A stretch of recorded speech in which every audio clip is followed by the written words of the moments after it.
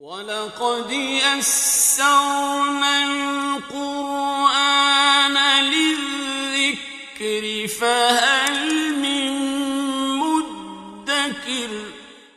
الحمد للہ رب العالمین والصلاة والسلام علی اشرف الانبیاء والمرسلین اما بعد فاعوذ باللہ من الشیطان الرجیم من ہمزہ ونفخہ ونفثہ بسم اللہ الرحمن الرحیم رب اشرح لی صدری ویسر لی امری واحلل عقدۃ من لسانی یفقہوا قولی اللہم انفعنا بما علمتنا وعلمنا ما ينفعنا وزدنا علما وبشر عباد الذين يستمعون القول ويتبعون أحسنه أولئك الذين هداهم الله وأولئك هم أولو الألباب أعوذ بالله من الشيطان الرجيم بسم الله الرحمن الرحيم أأمنتم من في السماء أن يخسف بكم الأرض فإذا هي تمور أم أمنتم من في السماء أن يرسل عليكم حاصبا فستعلمون كيف نذير ولقد كذب الذين من قبلهم فكيف كان نكير أولم يروا إلى الطير فوقهم صافات ويقبضن ما يمسكهن إلا الرحمن إنه بكل شيء بصير اعوذ باللہ من الشیطان الرجیم بسم اللہ الرحمن الرحیم آمنتم من فی السماء ان یخسف بکم الارض فاذا ہی تمور، کیا تم امن میں آگے ہو اس ذات سے جو فی السماء آسمانوں میں ہے، آسمان میں ہے، ان یخسف بکم الارض کہ وہ دھنسا دے تمہیں زمین میں، فاذا ہی تمور بس اچانک وہ حرکت کرنے لگے، کیا تم بے خوف ہو گئے ہو اس ذات سے جو آسمان میں ہے۔ اللہ رب العالمین فرماتے ہیں اس صورت کے شروع سے، کیا تم اس ذات سے بے خوف ہو گئے ہو جو آسمان میں ہے۔ اس صورت کے شروع سے اللہ رب العالمین کی عظمت اور شان بیان ہوئی ہے، اور انسان کی زندگی کے مقصد بیان ہوا ہے کہ انسان کو اللہ نے اس لیے پیدا کیا ہے، موت و حیات کو اللہ نے اس لیے پیدا کیا ہے کہ اللہ انسان کی آزمائش کرے کہ کون انسان اچھا عمل کرتا ہے، کون انسان اللہ کو راضی کرتا ہے، کون انسان اللہ رب العالمین کے احکامات پر عمل کرتا ہے اور کون نہیں کرتا، کون اچھا عمل کر کے اللہ کو راضی کرتا ہے۔ اور پھر اللہ تعالیٰ نے کمپیریزن کیا ہے دونوں قسم کے لوگوں کا اور ان کے انجام کا۔ ایک وہ لوگ ہیں جو انکار کر دیتے ہیں، کفر کرتے ہیں کہ جی ہم نہیں مانتے۔ اللہ نے فرمایا ایسے لوگوں کے لیے جہنم کا عذاب ہے، اور جہنم ان پہ کتنی غضبناک ہوگی، کتنا سخت عذاب ہوگا ان کے لیے۔ انہی کے اندر کافر بھی آ جاتے ہیں جو علی الاعلان انکار کرتے ہیں، اور انہی کے اندر وہ منافق بھی آ جاتے ہیں جو ظاہراً تو انکار نہیں کرتے لیکن اندر سے انکار کرتے ہیں۔ اور دوسرا گروہ وہ ہے جو بن دیکھے اللہ سے ڈرتا ہے، جو اللہ کے کسی حکم سے انکار نہیں کرتا، وہ کہتا ہے کہ میں اللہ رب العالمین کی بات مانوں گا، کہیں بشری تقاضے کے تحت غلطی ہو جائے توبہ کر لیتا ہے، دوبارہ اللہ رب العالمین کی طرف رجوع کرتا ہے، اپنی اصلاح کرتا ہے۔ تو جو بن دیکھے اللہ سے ڈرتا ہے لوگوں کے سامنے بھی اور اکیلے بھی، ایسے شخص کے لیے اللہ نے مغفرت بھی رکھی ہے، بہت بڑا اجر رکھا ہے۔ تو اللہ رب العالمین نے دونوں گروہوں کا ذکر کیا۔ یہاں اللہ رب العالمین ان لوگوں کو مخاطب کر رہے ہیں جو اللہ رب العالمین کی نافرمانی کرتے ہیں، جو انکار کرتے ہیں، جو غفلت کی زندگی گزار رہے ہیں۔ اللہ فرماتے ہیں کیا تم بے خوف ہو گئے ہو آسمان والے سے، اللہ رب العالمین سے تم بے خوف ہو گئے ہو، تمہیں ڈر نہیں لگتا اللہ تعالیٰ سے؟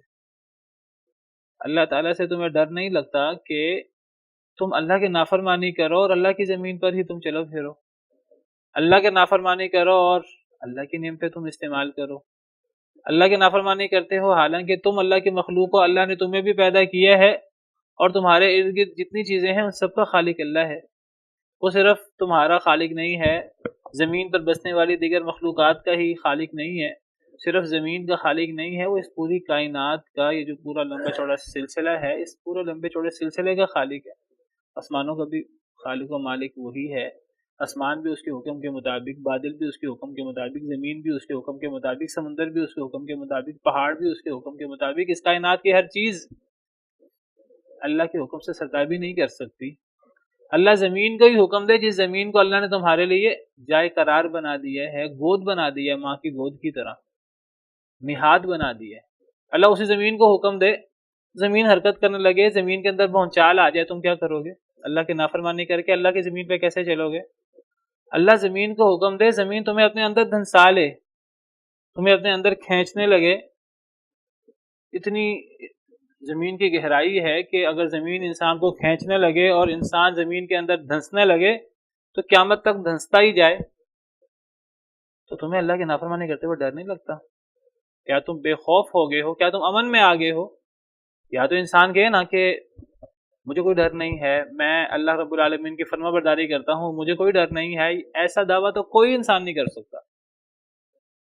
کافر تو کافر، منافق تو منافق، فاسق و فاجر لوگ چھوڑے، مومن لوگ، بڑے بڑے ولی بھی یہ دعویٰ نہیں کر سکتے کہ ہم نے زندگی میں کبھی کوئی گناہ نہیں کیا، ہمیں اللہ سے ڈر نہیں لگتا۔ جو جتنا بڑا ولی ہوتا ہے، جو جتنا بڑا نبی ہوتا ہے، وہ سب سے زیادہ اللہ سے ڈرنے والا ہوتا ہے۔ بے خوف تو وہی شخص ہوتا ہے کہ جو غفلت میں ہوتا ہے، اور وہ سب سے زیادہ جو ہے وہ گویا کے دھوکے میں ہوتا ہے، وہ غفلت کی زندگی گزار رہا ہوتا ہے۔ تو اللہ تعالیٰ فرماتے ہیں کیا تم بے خوف ہو گئے ہو من فی السماء، آسمان والے سے، اس سے جو آسمان میں ہے، ان یخسف بکم الارض، کہ وہ دھنسا دے تمہیں زمین میں، فاذا ہی تمور، بس اچانک زمین حرکت کرنے لگے، زمین کے اندر زلزلہ آ جائے، تم زمین کے اندر شگاف پڑ جائے، تم زمین کے اندر چلے جاؤ، تم زمین کے اندر دھنس جاؤ، کیا تمہیں ڈر نہیں لگتا اللہ تعالیٰ سے؟ انسان جو اللہ رب العالمین کی نافرمانیاں کرتا ہے، اللہ رب العالمین کا کھاتا ہے، پھر اللہ رب العالمین کی نافرمانیاں کرتا ہے، اللہ رب العالمین اپنے عفو درگزر کے بارے میں بتا رہے ہیں کہ اللہ کا عفو درگزر دیکھو، اللہ کی شان رحیمی دیکھو کہ تم اللہ کے اتنے نافرمان ہو، تم اللہ کے ہی منکر ہو جاتے ہو، کئی دفعہ اللہ کا مقابلہ کرنا شروع کر دیتے ہو، اللہ اس کے باوجود تمہاری فوری پکڑ نہیں کرتا۔ اس کا مطلب یہ نہیں ہے کہ اللہ پکڑ کر بھی نہیں سکتے، پکڑ آئے گی نہیں، اللہ کے ہاں دیر ہے اندھیر نہیں ہے، یہ اگر پکڑ ابھی نہیں آئی تو اگلے لمحے آ سکتی ہے، 10 سال بعد آ سکتی ہے، اس نے آنا ہی آنا ہے۔ یہ صرف اور صرف اللہ رب العالمین کی طرف سے ایک ڈھیل ہے۔ تمام نبیوں نے اپنی قوموں کو بتایا کہ اللہ رب العالمین نے تمہیں ڈھیل دی ہوئی ہے، تمہیں مہلت دی ہوئی ہے، جب مہلت ختم ہو جائے گی نا تو پھر ایک لمحہ بھی ادھر ادھر نہیں ہوگا۔ وَلَن يُؤَخِّرَ اللَّهُ نَفْسًا إِذَا جَاءَ أَجَلُهَا، جب کسی کا وقت آ جاتا ہے پھر اللہ اس کو ایک لمحہ کی بھی تاخیر نہیں دیتے، ایک لمحہ کی مہلت بھی نہیں دیتے۔ قُل لَكُم مِيعَادُ يَوْمٍ، کہہ دیجئے تمہارے لیے ایک دن کا وعدہ ہے، لا تستأخرون عنہ ساعتا ولا تستقدمون، تم اس سے ایک گھڑی بھی آگے نہیں ہو سکتے، ایک گھڑی بھی پیچھے نہیں آ سکتے۔ ان اجل اللہ اذا جاء لا يؤخر، حضرت نوح علیہ السلام نے اپنی قوم سے کہا جب اللہ کی اجل آ جاتی ہے، اللہ کا مقرر کردہ وقت آ جاتا ہے، پھر وہ لیٹ نہیں ہوتا۔ یہ جو ڈھیل ہے، یہ وقتی سی ڈھیل ہے، اور یہ ڈھیل بھی در حقیقت وہ اللہ کا فضل گزر ہے، اللہ ڈھیل دے دیتے ہیں، ورنہ تو یہ اس قابل بھی نہیں ہوتے اللہ کے نافرمان، اللہ معاف کرے کہ اللہ انہیں ڈھیل دے، لیکن یہ اللہ کی شان رحیمی، شان کریمی ہے کہ اللہ ڈھیل دے دیتے ہیں۔ فرعون جو اللہ کے مخلوق ہونے کے ناطے نہایت اللہ کے سامنے عاجز تھا، نہایت کمزور تھا، وہ رب ہونے کا اور سب سے بڑا رب ہونے کا دعویٰ کرتا تھا، اللہ رب العالمین نے اسے کتنی ڈھیل دی، اللہ رب العالمین نے اسے کتنی دفعہ عذاب دکھایا، پھر اللہ نے عذاب دور کر دیا، کبھی ٹڈیوں کا عذاب، کبھی خون کا عذاب، کبھی میڈک کا عذاب، کبھی طوفان کا عذاب، کبھی کوئی عذاب، کبھی کوئی عذاب۔ وہ ہمیشہ کہتا کہ یہ عذاب دور ہو جائے تو ہم ایمان لے آئیں گے۔ حضرت موسیٰ علیہ السلام دعا کرتے، عذاب دور ہو جاتا، پھر دوبارہ وہ انکار کر دیتا۔ تو اللہ رب العالمین کی یہ شان رحیمی، شان کریمی ہے، اللہ کا عفو درگزر ہے، اللہ رب العالمین کی طرف سے ڈھیل ہے لیکن اس ڈھیل سے کوئی بندہ مغالطے کا شکار نہ ہو کہ اللہ نے پکڑ کرنی ہی نہیں. لوگ مغالطے کا شکار ہو جاتے ہیں، اتنے بڑے مغالطے کا شکار ہوتے ہیں کہ آگے آ بھی رہا ہے کہ لوگ یہاں تک کہہ اٹھتے ہیں وَيَقُولُونَ مَتَىٰ هَٰذَا الْوَعْدُ إِن كُنتُمْ صَادِقِينَ. جب نبی ڈراتے ہیں، جب اللہ کی طرف بلانے والے لوگوں کو ڈراتے ہیں، اگر تم اللہ کی نافرمانی کرو گے تو اللہ کی پکڑ آئے گی. تو جب پکڑ فوری نہیں آتی، مال و دولت ہے، اقتدار ہے، نعمتیں ہیں، تو لوگ اکڑ میں آ جاتے ہیں اور لوگ اکڑ کر دھوکے میں آ جاتے ہیں. دھوکے میں آ کر کہتے ہیں کہ تم یہ جو وعدے سناتے تھے وہ وعدے کہاں ہیں؟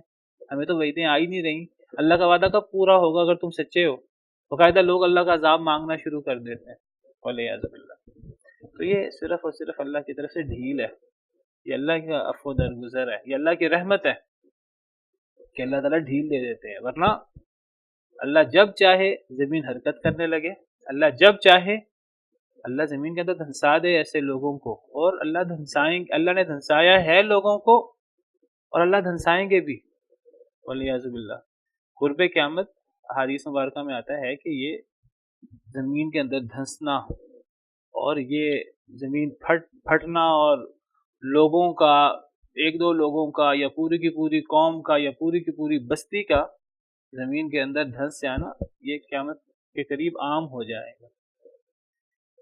قیامت کی تین بڑی نشانیاں، تین بڑے بڑے خسف ہوں گے، 3 دفعہ زمین میں دھنسنا ہوگا، ایک مشرق میں، ایک مغرب میں اور ایک جزیرۃ العرب میں. قیامت کی جو بڑی بڑی 10 نشانیاں ہیں، ان 10 نشانیوں میں سے 3 دفعہ زمین میں دھنسنا بھی ہے. یہ تو بڑی بڑی نشانیاں ہیں، ویسے قرب قیامت زمین میں دھنسنا عام ہو جائے گا. بہرحال اللہ فرماتے ہیں کہ تمہیں ڈر نہیں لگتا آسمان والے سے؟ یہ ایسے بہت سے واقعات ہم سنتے ہیں، دیکھتے ہیں، اور ہمیں ایک بہت بڑا مغالطہ. دیکھیں شیطان ہمارے ساتھ لگا ہے نا، بہت بڑا دھوکے باز. ہمارا نفس ہمارے ساتھ لگا ہے، وہ دھوکہ دیتا ہے ہمیں. انسان سمجھتا ہے کہ یہ دوسرے کے لیے ہے، یا دوسرا اللہ کا زیادہ نافرمان تھا، یہ اس کے لیے ہے، یہ میرے لیے نہیں ہے. یہ جس پر عذاب آتا ہے وہ بھی اس کے اعمال کی وجہ سے آتا ہے، اور جس پر نہیں آتا یہ اس کے لیے ایک ڈھیل ہوتی ہے، اس کے لیے ایک سبق ہوتا ہے، یہ دوسرے کے لیے ایک عبرت ہوتا ہے. اللہ تعالیٰ فرماتے ہیں قرآن کریم میں کہ یہ جو اللہ تعالیٰ مختلف موقعوں پر مصیبتیں اتارتے ہیں، تم پر نہیں اتارتے، تمہارے ساتھ والے لوگوں پر اتارتے ہیں. یہ اللہ کی طرف سے ایک پیغام ہوتا ہے کہ یہ مصیبت تم پہ بھی آ سکتی ہے. وَلَا يَزَالُ الَّذِينَ كَفَرُوا تُصِيبُهُمْ بِمَا صَنَعُوا قَارِعَةٌ. ہمیشہ ایسا ہوتا رہے گا. وَلَا يَزَالُ الَّذِينَ كَفَرُوا، کافر لوگ ہمیشہ رہیں گے. تُصِيبُهُمْ بِمَا صَنَعُوا قَارِعَةٌ، ان کو ان کے اعمال کی وجہ سے اللہ کی طرف سے کھڑکھڑاہٹ، عذاب کی صورتیں آتی رہیں گی. او تحل قریبا من دارہم، یا تو کافروں پر ان کے اعمال کی وجہ سے کافروں پر عذاب آ جائے گا، یا کافروں کے قریب عذاب آئے گا، ان کو سبق سکھانے کے لیے، ان کی عبرت کے لیے. کئی دفعہ ہمارے اعمال کی وجہ سے ہم پر عذاب آ جاتا ہے، کئی دفعہ اللہ تعالیٰ ہمارے قریب عذاب بھیجتے ہیں، ہمیں بچا لیتے ہیں کہ چلو اسے ایک موقع اور مل جائے. لیکن ہم کہتے ہیں کہ جی وہ لوگ گناہ گار تھے، وہ اللہ کے نافرمان تھے، ہم تو نافرمان نہیں ہیں اور ہم غفلت میں ہیں اور ہمارے لیے عذاب نہیں آنا. تو وہ اصل میں ہمارے لیے ایک ٹیسٹ کیس ہوتا ہے، ہمارے لیے ایک سبق ہوتا ہے. تو بہرحال اللہ فرماتے ہیں کہ کیا تم بے خوف ہو گئے ہو اللہ سے؟ اللہ کی نافرمانی کر کے جاؤ گے کہاں، یہ بتاؤ ذرا. اچھا، یہاں اللہ کے لیے جو اللہ نے استعمال کیا اَأَمِنْتُمْ مَنْ فِي السَّمَاءِ، کیا تم بے خوف ہو گئے ہو، کیا تم امن میں آگے اس ذات سے جو آسمانوں میں ہے. لفظی معنی جو آسمانوں میں ہے، آسمانوں میں ہے سے مراد جو آسمانوں پر ہے. یہ عربی زبان میں یہ جو میں نے معنی کیا آسمانوں میں ہے، یہ من فی السما، اس ذات سے جو آسمانوں میں ہے. فی کا معنی میں، یہ حروف جر ان کو کہتے ہیں، حروف جر دینے والے حروف. عربی زبان کا قاعدہ ہے، عرب لوگ اس کو جانتے ہیں کہ یہ جو حروف ہوتے ہیں یہ حروف کئی دفعہ ایک دوسرے کے معنی میں آ جاتے ہیں. کئی دفعہ ایک حرف دوسرے حرف کا معنی دے دیتا ہے. ایک لفظ ہوتا ہے فی، ایک لفظ ہوتا ہے علی. فی کا مطلب میں اور علی کا مطلب پر. تو کبھی کبھی فی علی کے معنی میں آ جاتا ہے. یہاں لفظی معنی تو اگر ہم کریں فی کا معنی میں، ورنہ ویسے یہاں فی علی کے معنی میں ہے. اس کا صحیح معنی یہ ہے کہ کیا تم اس ذات سے بے خوف ہو گئے ہو جو آسمانوں پر ہے. اس کی اور بھی مثالیں ہیں قرآن کریم میں بھی.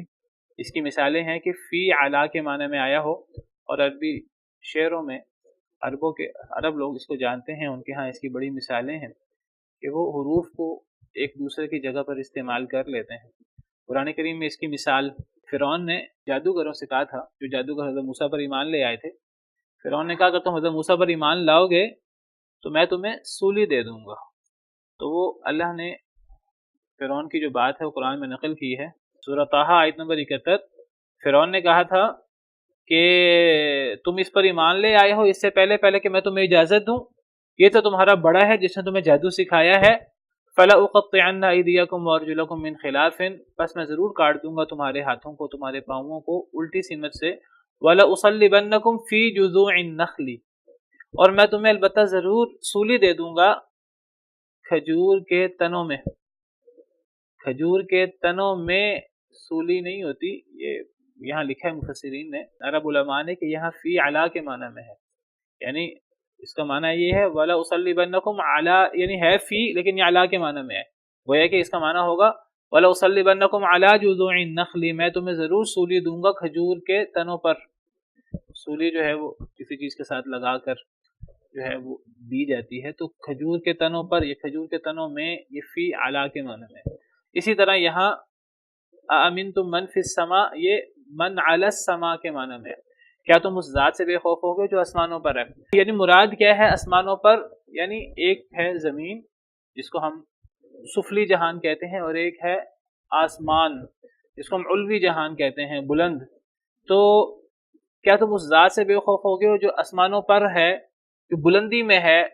کتنی بلندی؟ آسمانوں کے برابر بلندی نہیں، جو آسمانوں پر ہے یعنی بہت بلند ہے۔ کتنا بلند وہ دیگر آیات سے پتہ لگتا ہے کہ یہاں بلندی سے کیا مراد ہے، یہاں سب سے زیادہ بلندی مراد ہے، سب سے بلند۔ سب سے بلند کیسے پتہ لگا؟ سبح اسم ربک الاعلی، اس رب کے نام کی تسبیح کرو جو سب سے بلند ہے۔ الاعلی کہتے ہیں اکبر کی طرح، سب سے بڑا، تو الاعلی سب سے بلند، تو اللہ رب العالمین سب سے بلند ہے۔ جس طرح ہم سجدے میں جاتے ہیں تو ہم کہتے ہیں سبحان ربی الاعلی، پاک ہے میرا رب جو سب سے بلند ہے، تو اللہ رب العالمین سب سے بلند ہے۔ اس کائنات کے سب سے بلند مخلوق، سب سے عظیم مخلوق اللہ کا عرش ہے، جس کو عرش عظیم بھی کہا جاتا ہے، جس کو عرش کریم بھی کہا جاتا ہے۔ اللہ لا الہ الا ہوا رب العرش العظیم، اللہ عرش کے بھی رب ہے، عرش سب سے بلند مخلوق ہے، اور اللہ رب العالمین عرش سے بھی اوپر ہے، عرش پر مستوی ہے جیسے اللہ کی شان کو لائق ہے۔ قرآن کریم کی 7 آیات میں اللہ رب العالمین نے یہ بات فرمائی ہے، ثم استوى علی العرش، پھر اللہ تعالیٰ عرش پہ مستوی ہو گئے۔ الرحمن علی العرش استوى، رحمان تو عرش پہ مستوی ہے۔ تو اامنتم من فی السماء، کیا تم بے خوف ہو گئے ہو اس ذات سے جو آسمانوں پر ہے؟ یہاں مراد بلندی ہے، اس سے مراد آسمان والی بلندی نہیں۔ اللہ کی کوئی ایسی مخلوق نہیں ہے جو اللہ کا احاطہ کر سکے، یاد رکھیے۔ خالق کو مخلوق اپنے اندر محدود نہیں کر سکتی، تو اللہ رب العالمین اپنی کسی مخلوق میں نہیں ہے، کسی مخلوق کے اندر سمایا ہوا نہیں ہے۔ نہ اللہ رب العالمین زمین میں ہے، نہ اللہ رب العالمین آسمان میں ہے۔ اللہ رب العالمین علو مطلق میں ہے، بلندی میں ہے، سب سے بلند بلندی میں ہے۔ یہ نہ سمجھیے کہ اگر ہم اللہ کو بلندی میں مانیں گے تو بلندی 6 جہات میں سے ایک جہت ہے تو اللہ رب العالمین بلندی کے اندر محدود ہو جائیں گے، نہیں، یہ ایک علو مطلق ہے۔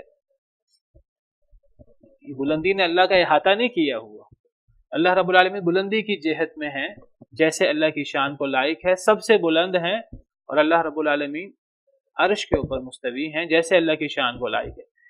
بعض لوگ اس بحثوں میں پڑ جاتے ہیں کہ عرش اللہ عرش کے اوپر کیسے ہو سکتے ہیں، عرش اللہ کا وزن کیسے سہار سکتا ہے، عرش کیا اللہ کو محیط ہے؟ اللہ نے یہ ہمیں بتایا ہی نہیں کہ اللہ عرش پر ہیں، تو کیسے ہیں؟ اللہ نے صرف یہ فرمایا اللہ رب العالمین عرش پر مستوی ہیں۔ استوا کا مطلب ہوتا ہے کسی شے کے اوپر ہونا۔ اب وہ کیسے ہیں، وہ اللہ نے ہمیں کیفیت بیان نہیں کی۔ امام مالک سے سوال ہوا، ان سے پہلے دیگر سلف صالحین سے سوال ہوا کہ الرحمن علی العرش استوى اور ثم استوى علی العرش وغیرہ قرآن کریم کی آیات ہیں، ان پر ایمان لانا ہمارے لیے ضروری ہے۔ تو کیا مراد ہے استوا سے؟ ہم استوا سے کیا مراد لیں؟ الرحمن عرش پہ مستوی ہے، امام مالک نے فرمایا اور ان سے پہلے بھی بعض بزرگوں نے فرمایا کہ الاستواء معلوم، استواء کا معنی بلند ہونا، قرار پکڑنا، اعلیٰ، یہ استواء کا معنی تو معلوم ہے عربی زبان میں، جو معنی ہے استواء کا وہی معنی کریں گے، والکیف مجہول، لیکن کیفیت مجہول ہے، یہ نہیں پتہ کہ کیسے مستوی ہے، وسؤال عنہ بدعہ، جو کیفیت اللہ نے بیان نہیں کی اس کی تفصیلات میں جانا، اس کے بارے میں سوال کرنا، یہ بدعت ہے، انسان گمراہ ہو جاتا ہے ان فلسفیانہ سوالوں میں پڑھ کر۔ اب لوگ جو ہے نا، جب لوگوں کو کہا جائے اللہ رب العالمین عرش پہ مستوی ہیں، کئی لوگ اس کو نہیں مانتے، سوالات شروع کر دیتے ہیں انکار کرنے کے لیے۔ اچھا اگر آپ اللہ کو عرش پر مانتے ہیں تو بتائیں پھر عرش اللہ کو محیط ہے، عرش نے اللہ کا احاطہ کیا ہوا ہے، عرش تو مخلوق ہے، مخلوق خالق کا احاطہ کیسے کر سکتی ہے؟ اچھا یہ بتاؤ جب عرش نہیں تھا تو کیا تھا؟ اور اس قسم کے سوالات شروع کر دیتے ہیں۔ کیا مقصد ہے ان سوالات کا؟ والسؤال عنہ بدعہ، اس بارے میں سوال کرنا بدعت ہے، یہ بدعتی لوگوں کا کام ہے کہ وہ اس سوال کرتے ہیں۔ دیکھیے اللہ عرش پہ مستوی ہیں، جیسے اللہ کی شان کو لائے گا، سیدھی سی بات ہے، سمجھ آ جاتی ہے تو بہت اچھی بات ہے، نہیں سمجھ آتی تو کم از کم متشابہ آیتوں کے بارے میں جو اللہ کا فرمان ہے اسی کو پڑھ لیجیے۔ اگر متشابہ آیت سمجھتے ہیں، اس کو متشابہ سمجھتے ہیں، تو قرآن کی آیتوں میں محکم آیتیں بھی ہیں، متشابہ بھی ہیں، اور متشابہ کے بارے میں اہل علم کا طریقہ کار کیا ہے؟ اللہ فرماتے ہیں فَأَمَّا الَّذِينَ فِي قُلُوبِهِمْ زَيْغٌ فَيَتَّبِعُونَ مَا تَشَابَهَ مِنْهُ، جن کے دلوں میں ٹیڑھ پن ہے وہ متشابہ کے پیچھے پڑتے ہیں، ابتغاء الفتنة، فتنہ تلاش کرتے ہیں، وابتغاء تأویل، اس کا انجام تلاش کرنے کی کوشش کرتے ہیں، وما يعلم تأویلہ الا اللہ، اس کی تعویل اللہ کے علاوہ کوئی نہیں جانتا، والراسخون فی العلم یقولون آمنا بہ، جو راسخ فی العلم لوگ ہیں، علماء لوگ ہیں، ان کا کیا کام ہے؟ وہ کہتے ہیں کہ آمنا بہ، ہم ایمان لاتے ہیں اس پر، ہمیں سمجھ آتا یا نہیں آتا، ہمارے ذہن میں سماتا یا نہیں سماتا، ہم ایمان لاتے ہیں، کل من عند ربنا، ہمارے رب نے فرما دیا ہے۔ جب رب کی طرف سے یہ بات آ گئی ہے الرحمن علی العرش استوى اور ثم استوى علی العرش، ہمارے رب کی طرف سے ہمیں تو ماننا ضروری ہے۔ والسؤال عنہ بدعہ، اس کے بارے میں سوال کرنا بدعت ہے، والایمان بہ واجب، اور ایمان لانا ضروری ہے، یہ نہیں سمجھ نہ آئی تو انکار کر دیں، سمجھ نہ آئی تو انکار کر دیں، اس کا مطلب ہے جس کی سمجھ نہیں آئے گی اس کا انکار کر دیں گے، روح کی سمجھ نہیں آئے گی تو روح کا انکار کر دیں گے، جنت جہنم نہیں دیکھی تو جنت جہنم کا انکار کر دیں گے، جو چیزیں نہیں دیکھیں جن کا ہمیں ادراک نہیں ہو سکتا، ہم اللہ کا کبھی ادراک نہیں کر سکتے، اللہ کا انکار کر دیں گے۔ چاند سورج کے بارے میں ہمیں مکمل معلومات نہیں ہیں اور ہو بھی نہیں سکتی مکمل معلومات، میں کہہ رہا ہوں، انکار کر دیں گے۔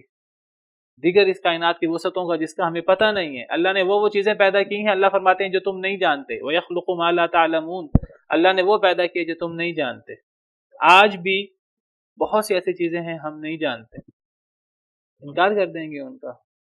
لا علمی کی بنا پر انکار کرنا تو بہت بڑی جہالت ہوتی ہے، بلکہ اللہ تعالیٰ تنقید کرتے ہیں ان لوگوں پر جو لا علمی کی بنا پر کچھ چیزوں کا انکار کر دیتے ہیں۔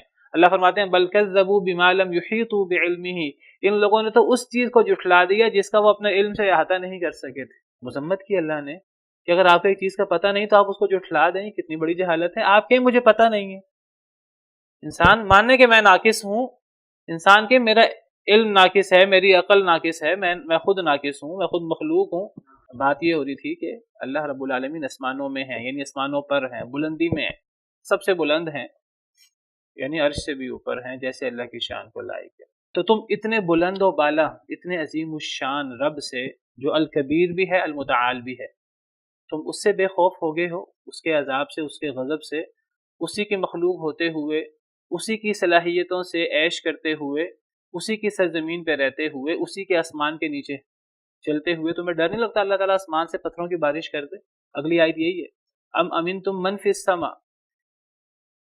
کیا تم امن میں آگے ہو، بے خوف ہو گئے ہو اس ذات سے جو آسمانوں میں ہے، ان یرسل علیکم حاصبا، کہ وہ بھیج دے تم پر حاصبا، حاصبا ایسی ہوا کو کہتے ہیں، ایسی آندھی کو جس کے اندر پتھر ہوں، پتھروں کی بارش والی ہوا۔ کیا تم اس ذات سے بے خوف ہو گئے ہو جو آسمان میں ہے کہ وہ تم پر پتھروں کی بارش کر دے، ایسی ہوا بھیجے جس میں پتھر ہوں، جس طرح اللہ تعالیٰ نے قوم لوط پر پتھروں کی بارش کی تھی۔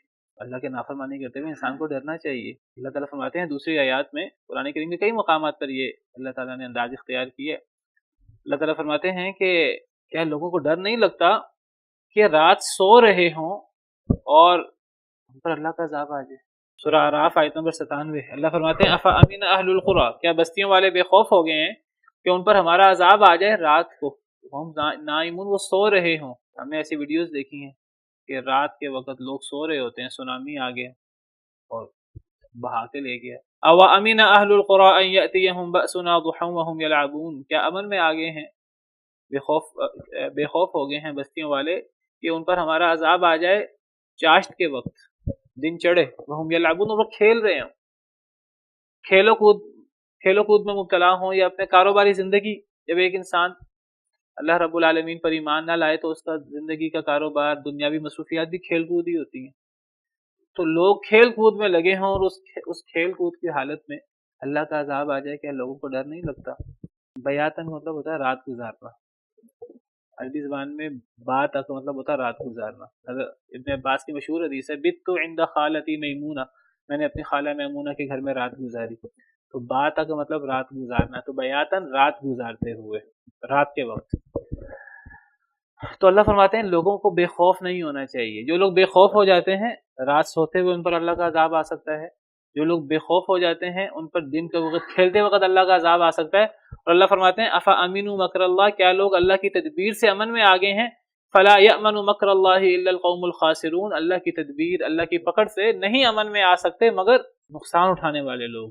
یاد رکھیے کہ اللہ کے غضب سے ڈرنا چاہیے، اور جو جتنا بڑا مومن ہوتا ہے اللہ کے غضب سے ڈرتا ہے، اور جو اللہ کے غضب سے نہیں ڈرتا، اللہ کے غضب سے اپنے آپ کو امن میں سمجھتا ہے، اپنے آپ کو اللہ کے غضب سے امن میں سمجھنے والا سب سے بڑا خسارہ اٹھانے والا ہوتا ہے. وہ سب سے بڑا اللہ کا نافرمان ہوتا ہے جو اپنے آپ کو اللہ کی پکڑ، اللہ کے غضب سے بچنے والا سمجھ لے.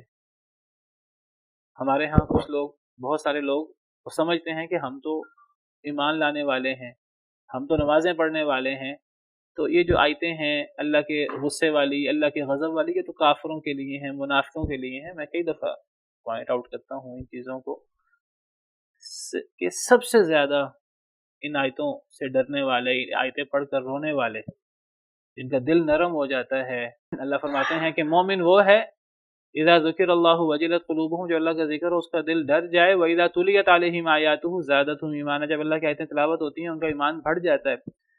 تو سب سے زیادہ آیتوں کو پڑھ کر اللہ والے ڈرتے ہیں. سب سے زیادہ اللہ سے ڈرنے والے اللہ کے نبی صلی اللہ علیہ وسلم، پھر صحابہ کرام رضوان اللہ علیہم اجمعین. مجھے بتائیے کہ اللہ کے نبی صلی اللہ علیہ وسلم کو تو اللہ تعالیٰ نے کتنی دفعہ بشارت دے دی کہ سب سے پہلے آپ جنت میں جائیں گے، جنت کا دروازہ آپ نے کھلوانا ہے. اور صحابہ کرام کو تو رضی اللہ عنہم ورضوا عنہ اور دیگر بشارتیں، کتنی دفعہ جنت کی بشارت ملی. اس کے باوجود وہ سمجھتے تھے کہ یہ آیتیں ہمارے بارے میں نہ ہوں. اور آج ہم اس بحث میں پڑے ہیں کہ جی آپ کافروں والی آیتیں اٹھا کر آپ ہمارے اوپر فٹ کر دیتے ہیں. ڈرنا چاہیے ان آیتوں سے، یہ آیتیں ہمارے لیے نہ ہوں. اور آپ کو بتاؤں کافر تو ڈرتے ہی نہیں ہیں. کس نے ڈرنا ہے؟ جو قرآن پڑھتا ہے اسی نے ڈرنا ہے. جو اللہ کے احکامات کا منکر ہے، ضروری نہیں اللہ کے 100 کے 100 احکامات کا منکر ہو، اللہ کے 10 احکامات کا منکر بھی آپ سمجھیے وہ لغوی معنی کے اعتبار سے کافر ہے، اللہ معاف کرے. تو ڈرنا چاہیے اللہ تعالیٰ سے. اور یہ جو ابھی میں نے آیت پڑھی فلا یأمن مکر اللہ الا القوم الخاسرون، جو اللہ سے ڈرتا نہیں ہے، اللہ کے غضب سے، تو وہ خسارہ اٹھانے والے لوگ ہی ہیں جو اللہ کے غضب سے نہیں ڈرتے. جو جتنا بڑا مومن ہے وہ اتنا اللہ سے ڈرے گا. ایک صحابی ہیں، ان کا کیا حضرت انس ہیں کہ کون ہے، وہ کہتے ہیں کہ تابعین سے کہتے ہیں کہ تم ایسے ایسے کام کرتے ہو، تم انہیں ہلکا سمجھتے ہو، وہ کام کر کے بے خوف پھرتے رہتے ہو. ہم نبی کریم صلی اللہ علیہ وسلم کے دور میں ان کاموں کو ہلاکت والے گناہ سمجھا کرتے تھے. تم آج کچھ کام کرتے ہو اور تم ان کو ہلکا لے لیتے ہو، تم سمجھتے ہو ہلکی چیز ہے.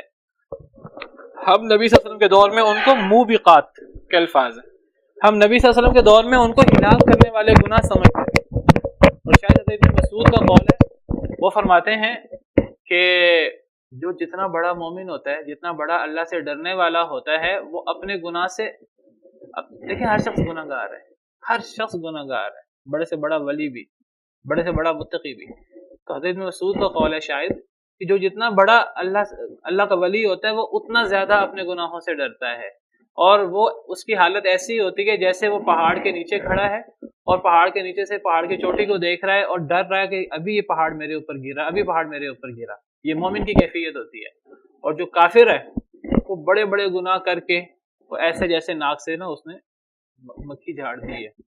کافر کا یہ انداز ہوتا ہے بڑے سے بڑا گناہ کر کے، سود کھا کر اور شرک کر کے، کفر کر کے، اللہ کے نافرمانی کر کے، اللہ کے احکامات کی دجیاں بکھیر کر، اللہ کے احکامات کو پس پوش ڈال کر، جیسے کہ یہی کچھ نہیں بھی جنت میں ہم نے نہیں جانا تو کس نے جانا ہے.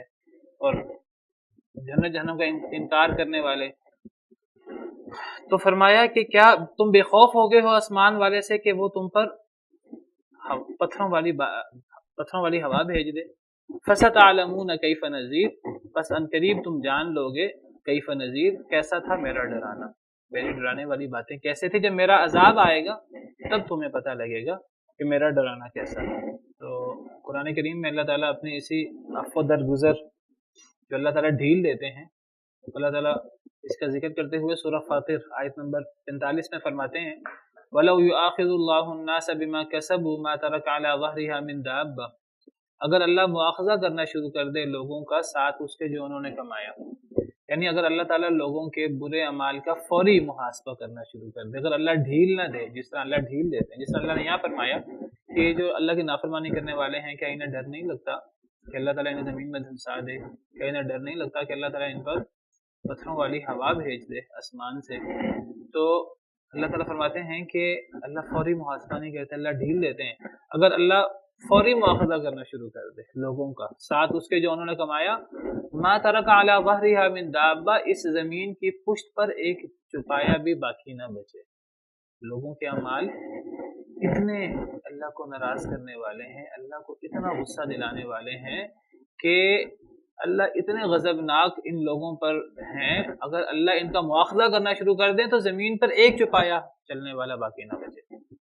تمام چپائے ان کی وجہ سے اللہ کے عذاب کا شکار ہو جائیں. دیکھیے اللہ تعالیٰ عام طور پر کسی کی سزا کسی دوسرے کو نہیں دیتا، لیکن کئی دفعہ اللہ کا غصہ ایسا ہوتا ہے کہ جب اللہ کا عذاب آتا ہے اس عذاب میں دیگر مخلوقات بھی شریک ہو جاتی ہیں. آپ مجھے بتائیے جب اللہ کی طرف سے قحط پڑتا ہے کس وجہ سے پڑتا ہے؟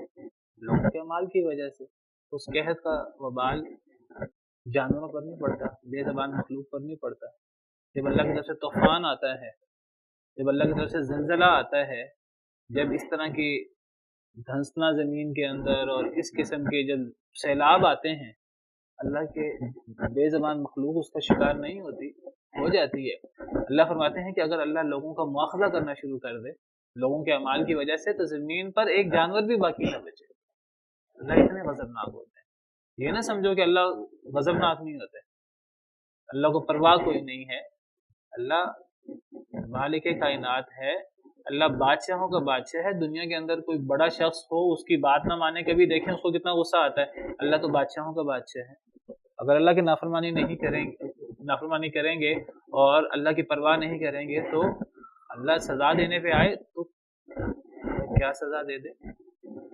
اگر اللہ مواخذہ کرنا شروع کر دے لوگوں کا ساتھ اس کے جو انہوں نے کمایا، ما ترک علی ظہرها من دابہ، اللہ زمین کی پشت پر ایک چپایا بھی باقی نہ چھوڑے. ولکن یؤخرهم، لیکن اللہ انہیں ڈھیل دیتا ہے الی اجل مسمى، ایک وقت مقررہ تک. یہ ڈھیل ہے ایک وقت مقررہ تک. یہ نہیں کہ اب اللہ کی طرف سے عذاب آنا ہی نہیں ہے، یہ ایک وقت مقررہ تک ہے جو اللہ نے ان کی موت کا وقت لکھا ہوا ہے. فَإِذَا جَاءَ أَجَلُهُمْ، بس جب آ جائے گا ان کا وقت مقررہ، فَإِنَّ اللَّهَ كَانَ بِعِبَادِهِ بَصِيرًا، پھر اللہ تعالیٰ اپنے بندوں کو دیکھنے والا ہوگا. پھر اللہ تعالیٰ صحیح پھر پورا حساب لے لیں گے. دوسری آیت میں فَإِذَا جَاءَ أَجَلُهُمْ لَا يَسْتَأْخِرُونَ سَاعَةً وَلَا يَسْتَقْدِمُونَ، جب پھر وہ مدت آ جاتی ہے تو پھر ایک لمحہ بھی وہ آگے نہیں ہو سکتے، ایک لمحہ بھی پیچھے نہیں آ سکتے. تو ان آیت کریمہ میں اسی کی طرف اشارہ ہے. فرمایا وَلَقَدْ كَذَّبَ الَّذِينَ مِن قَبْلِهِمْ، اور البتہ تحقیق جھٹلایا تھا ان لوگوں نے جو ان سے پہلے تھے. یہ صرف قریش مکہ، صرف ان کا یہ حال نہیں ہے، نبی صلی اللہ علیہ وسلم کے دور کے لوگوں کا. اللہ تعالیٰ فرماتے ہیں پچھلے لوگوں نے بھی یہی کام کیا، انہوں نے بھی جھٹلایا. فَكَيْفَ كَانَ نَكِيرٌ، پس کیسا تھا میرا عذاب. نکیر میں را کے نیچے زیر ہے، اصل میں نکیر ہی تھا. تو نکیر کہتے ہیں عذاب کو. نکیر نکرہ سے ہے، نکرہ سے مراد وہ چیز جو انسان کے لیے اجنبی اور انسان پر مشکل ہے، اس کو نکیر کہتے ہیں، اور اس سے مراد اللہ کا عذاب ہے.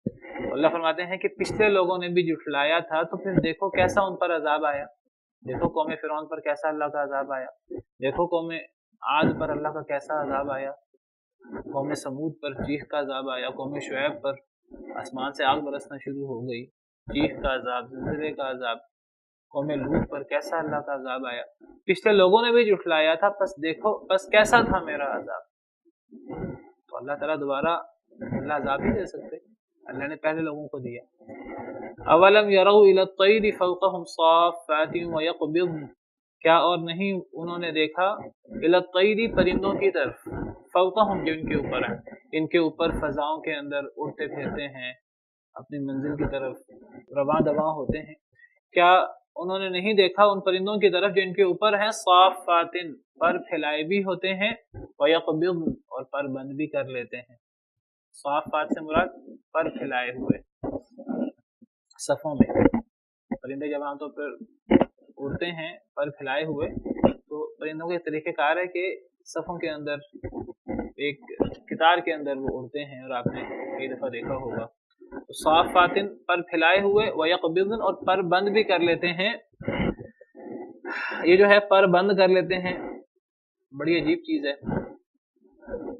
ہم سمجھتے ہیں کہ پرندے جو ہیں وہ جو اللہ نے ان کو پر دیے ہیں ان پروں کی بیس پر وہ اڑتے ہیں، ٹھیک ہے اللہ نے پروں کو سبب بنایا ہے، لیکن صرف پر جو ہے وہ پرندوں کو نہیں اڑاتے، ورنہ یہ پر تو اللہ نے مرغی وغیرہ کو بھی دیے ہیں، وہ دیگر پرندوں کی طرح نہیں اڑ سکتی، شتر مرغ کو بھی دیے ہیں، وہ دیگر پرندوں کی طرح نہیں اڑ سکتا۔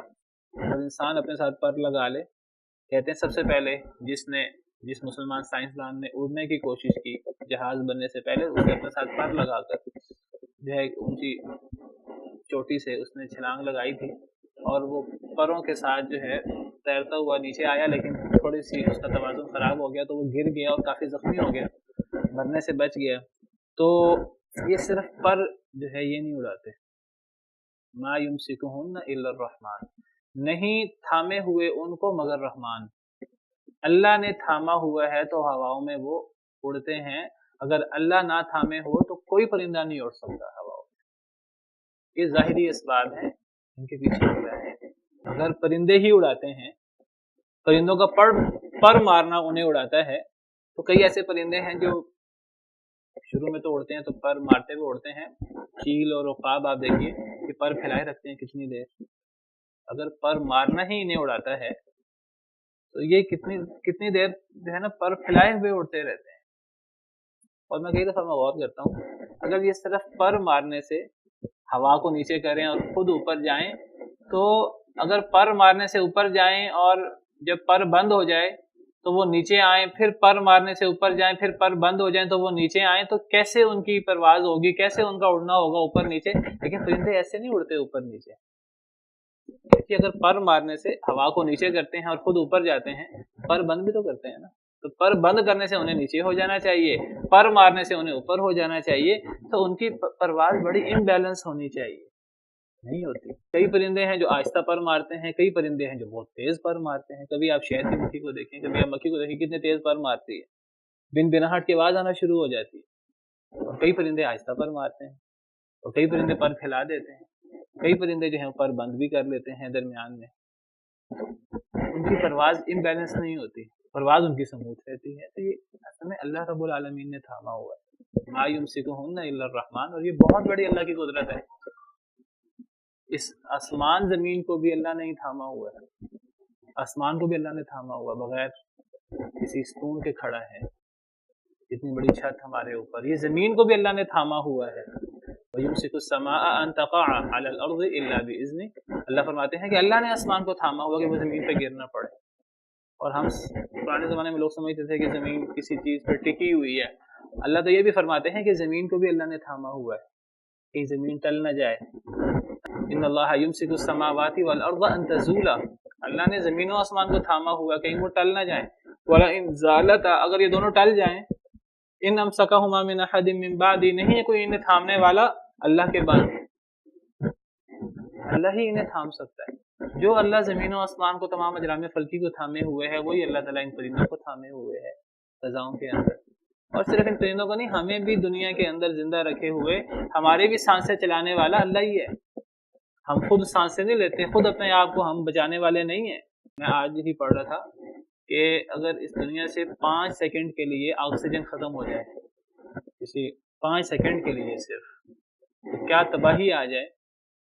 تو اس میں بہت سی وہ 5-10 منٹ کی ویڈیو تھی، دنیا میں تباہی آ جائے صرف 5 سیکنڈ کے لیے اگر آکسیجن ختم ہو جائے. یہ جو سانس چل رہی ہے ہمارا جو دل دھڑک رہا ہے، یہ سب اللہ رب العالمین ہمیں پیدا کر کے، اللہ رب العالمین فارغ ہو کے نہیں بیٹھ کے، وہ ایک ایک لمحہ کل یوم ہوا فی شان، ہر وقت کسی نہ کسی حال میں ہیں، کسی کی ضرورت پوری کر رہے ہیں، کسی کا کوئی کام، اللہ حفاظت کر رہے ہیں. زمین و آسمان ہر وقت اللہ کی حفاظت میں ہے. اگر اللہ کی حفاظت نہ ہو تو یہ باقی نہ رہیں. ولا یعودہ حفظہما، اللہ کو زمین و آسمان کی حفاظت بھی نہیں تھکاتی. وہو العلی العظیم، کہ وہ بہت عظیم ہے، بہت بڑا ہے، بہت بلند ہے.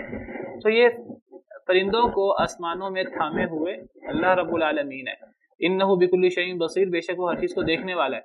تو یہ جو اللہ نے تھاما ہوا ہے آسمان و زمین کو، پرندوں کو، یہ بہت بڑی اللہ کی نشانی ہے. اللہ تعالیٰ فرماتے ہیں سورہ نحل میں، الم یروا الی الطیر مسخرات فی جو السماء، سورہ نحل آیت نمبر 79، کیا نہیں وہ دیکھتے پرندوں کو کہ وہ مسخر کیے ہوئے ہیں، فی جو السماء، آسمان کی فضاؤں میں، بلندیوں میں، ما یمسکہن الا اللہ، نہیں تھامے ہوئے انہیں مگر اللہ. اور اللہ فرماتے ہیں ان فی ذلک لآیات لقوم یؤمنون، اس میں نشانیاں ہیں، لیکن یہ نشانیاں کن کو نظر آتی ہیں؟ ایمان لانے والے لوگوں کو. جو لوگ ایمان لاتے ہیں، غور کرتے ہیں اللہ کی ان چیزوں میں، انہیں نشانی سمجھ میں آتی ہیں. ورنہ میں حیران ہوتا ہوں کہ بڑے بڑے سائنسدان وہ یہ کائنات کی وسعتوں کو تلاش کر رہے ہیں، اور بڑی بڑی جو ہیں وہ اللہ کی قدرتوں سے واقف ہو رہے ہیں، اور اللہ کی جتنا قدرتوں سے واقف ہو رہے ہیں اتنا ہی وہ کہتے ہیں جی کوئی معبود ہی نہیں ہے، یہ سارا نظام خود بخود ہی چل رہا ہے. اللہ معاف کرے، کیسے یہ تصور کر سکتے ہیں کہ چھوٹی سی جو ہے وہ گھڑی خود بخود نہیں چلتی، یہ چھوٹی سی جو ہے نا یہ موبائل خود بخود پیدا نہیں ہو جاتا، اتنی بڑی کائنات خود بخود پیدا ہو گئی، پیدا ہونے کے بعد چل بھی رہی ہے. بہرحال یہ سب اللہ رب العالمین کی قدرتیں ہیں، اللہ رب العالمین کی شان ہے. تو اتنے عظیم اللہ رب العالمین کی نافرمانی کرنا اتنا آسان نہیں ہے. اتنے عظیم اللہ رب العالمین کی نافرمانی کرتے ہوئے ہر چیز اللہ کے حکم کی تابع ہے، اللہ کے حکم کے پیچھے ہے. تو اللہ حکم دے دے زمین کو، اللہ حکم دے دے آسمان کو، تباہی آ جائے تو انسان کو اللہ سے ڈرنا چاہیے. سبحان ربک رب العزت عما یصفون وسلام علی المرسلین والحمد للہ رب العالمین.